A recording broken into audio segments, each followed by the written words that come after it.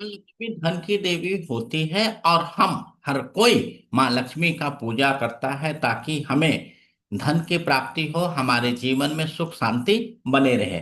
लेकिन इस particular picture से आप माँ लक्ष्मी से क्या प्रेरणा लेते हो, आप इस बात को सोचें, क्योंकि इसका जो प्रेरणा है वो मैं आपको आगे बताने वाला हूं। आज हम बात करेंगे कि माँ लक्ष्मी से हमें क्या प्रेरणा मिलती है और हमें उनके आदर्शों पर कैसे चलते हुए अपने धन का जो उद्देश्य है उसको प्राप्त करना चाहिए। लेकिन माँ लक्ष्मी के उद्देश्य और धन प्राप्ति से पहले मैं माँ लक्ष्मी के परिवार से आपको मिलवाना चाहता हूँ। भगवान विष्णु, हर किसी को पता है कि माँ लक्ष्मी के पति भगवान विष्णु है। लेकिन इसके अलावा माँ लक्ष्मी का उत्पत्ति कैसे हुआ और क्या माँ लक्ष्मी के कोई सिबलिंग भी है, भाई बहन भी है, तो आओ हम जाने।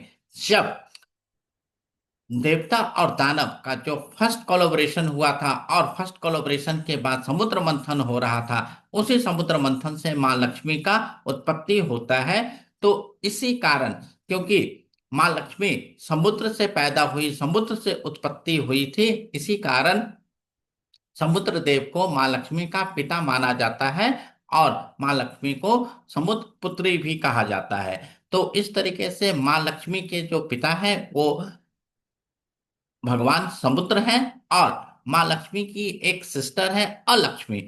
जहां पर लक्ष्मी जी का निवास नहीं होता है वहां पर अलक्ष्मी निवास करती है और जिसे हम आज दरिद्रता या गरीबी कहते हैं। तो हमें हमेशा माँ लक्ष्मी के आदर्शों का पालन करना चाहिए, नहीं तो हमारे घर में अलक्ष्मी का निवास हो जाएगा जो हमारे लिए कष्टदायक होता है। माँ लक्ष्मी का ये जो पर्टिकुलर पिक्चर है, इससे मैंने आपसे पूछा था कि इस पर्टिकुलर पिक्चर से आप क्या समझते हो, क्या आपको इंस्पिरेशन मिलता है। तो सबसे पहला इंस्पिरेशन मिलता है क्रिएशन ऑफ वेल्थ, या पैसे हम कैसे कमाएं। तो क्रिएशन ऑफ वेल्थ करने का जो हमारे पास तरीका है, हम जॉब करते हैं 9 to 5, या जो भी टाइम पर हम जॉब करते हैं, तो जॉब से जो भी पैसा अर्जित होता है वो क्रिएशन ऑफ वेल्थ में हेल्प करता है। हम बिजनेस कर सकते हैं, इसी के साथ हम अदर एक्टिविटी, चाहे लाइक हमारे पास पैसा है तो हम बैंक में पैसा रख सकते हैं, उससे इंटरेस्ट अर्न कर सकते हैं। हम किसी कंपनी में पैसा इन्वेस्ट करके उससे डिविडेंड अर्न कर सकते हैं, या किसी भी तरीके से हम अपने पैसे को इन्वेस्ट करके अदर सोर्स में इनकम अर्न कर सकते हैं। इसके साथ हमें एक और जो मोस्ट इंपॉर्टेंट चीज है वो समझना चाहिए, active income versus passive income. Active income वो इनकम होता है जहां पर हम अपना पूरा समय लगाते हैं, जैसे जॉब। जॉब में हम 9 to 6 या 10 to 7 या 10 to 6 जाते हैं, तो हमें पूरा समय अपना लगाना पड़ता है, तब उसके बदले हमें सैलरी मिलती है।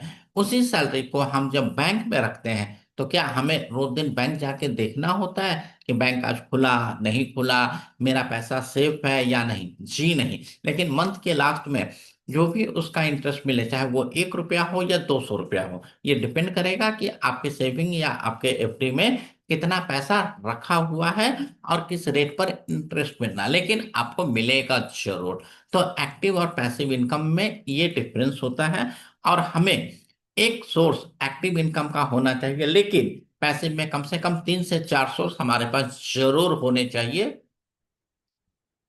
फिर आता है यूटिलाइजेशन ऑफ वेल्थ। जैसे ही हम पैसा अर्न करते हैं, तो उस पैसा को हम कहीं ना कहीं खर्च करते हैं। खर्च करने के लिए हमारे पास फैमिली है, फ्रेंड्स हैं, सोसाइटी है, हम कुछ डोनेट करते हैं और किसी का हेल्प करते हैं।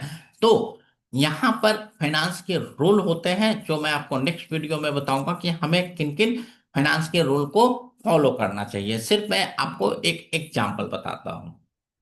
जैसे हम शॉपिंग करने जाते हैं और मैंने मन में सोचा हुआ है कि मेरा जो बजट है एक शर्ट को परचेज करने का 2000 रुपीज है, लेकिन जैसे ही मैं शॉपिंग मॉल पे जाता हूँ और भी अलग अलग चॉइसेस देखता हूँ, तो मैं 2500-3000 का शर्ट परचेज कर लेता हूँ। तो इसके कारण मेरा जो दूसरे चीजों पर खर्च करने का जो संभावना था वो रुक जाता है और मेरे फाइनेंशियल कंडीशन में थोड़ा सा इशू क्रिएट होता है। तो यूटिलाइजेशन ऑफ वेल्थ की मुझे फैमिली पर कितना खर्च करना है, फ्रेंड्स पर कितना करना है, डोनेट कितना करना है, हेल्प किस तरीके से करना है, हर किसी का एक रूल है जो मैं आपको नेक्स्ट वीडियो में बताऊंगा। फिर आता है होल्डिंग ऑफ वेल्थ।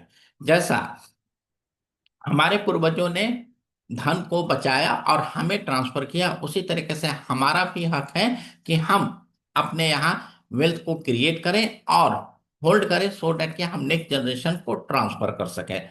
जो सबसे इंपॉर्टेंट चीज है पैसा अर्न और खर्च करने के बाद।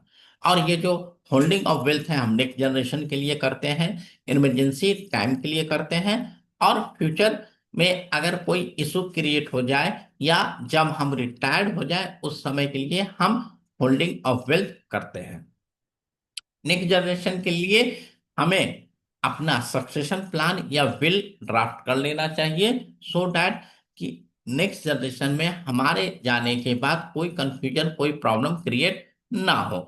पोर्टफोलियो ऑडिट एक बहुत ही इंपॉर्टेंट फाइनेंशियल टूल है जहां पर आप अपने सारे इन्वेस्टमेंट को रीचेक करते हो कि क्या वो सही आरओआई दे रही है कि नहीं, क्या जो आपका इन्वेस्टमेंट का जो देखने का और जो इन्वेस्टमेंट आपने जिस थिंकिंग से किया था उस लेवल पर आपका इन्वेस्टमेंट काम कर रहा है कि नहीं, और आपका जो वेल्थ है वो आपके जाने के बाद किस तरीके से आपके बिलव्ड में डिस्ट्रीब्यूट किया जाए। तो दोस्तों, आशा करता हूं कि आपको ये वीडियो अच्छा लगा होगा और आप हमें ऐसे ही वीडियो के लिए आप प्रोत्साहित करते रहेंगे। जब तक दोस्तों, नमस्कार। और आपका कोई भी सवाल हो तो आप हमसे जरूर पूछें और मैं आपके सवालों का इंतजार करूंगा।